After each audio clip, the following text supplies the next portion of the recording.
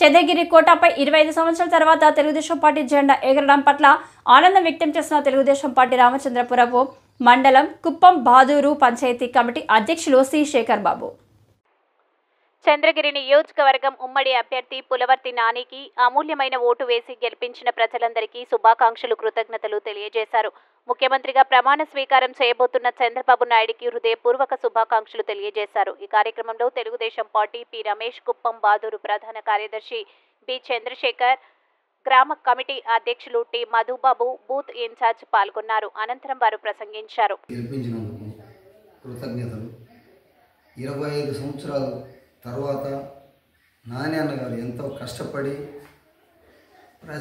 అవమానపడి ఎన్నో నానా ఇబ్బందులు పడి వైఎస్ఆర్సీపీ అభ్యర్థుల దగ్గర అవమానపడి 25 సంవత్సరాల తర్వాత గెలిచినందుకు కృతజ్ఞతలు. చంద్రగిరి ప్రజలు అందరూ మమ్మల్ని సహకరించి ఓటు వేసినందుకు ధన్యవాదాలు. నాని అన్నగారు ఎమ్మెల్యేగా ప్రమాణ స్వీకారం చేసిన తర్వాత చంద్రగిరి అభివృద్ధి అనేది ఏంటి అనేది చూపిస్తాడు. అభివృద్ధి చేసి ప్రజల ముందుకొచ్చి ప్రతి ఒక్కరికి సహాయ సహకారాలు అందిస్తూ ప్రతి గడప గడపకి కార్యక్రమాలకు జయప్రదం చేస్తాడని మేము మా పార్టీ కూటమి తెలుగుదేశం పార్టీ కూటమి ఆ తరపున ధన్యవాదాలు చెప్తాం. ప్రమాణ స్వీకారం చేసిన తర్వాత సూపర్ 6 ప్రోగ్రాము చెప్పిన ప్రజలందరూ సహకరించి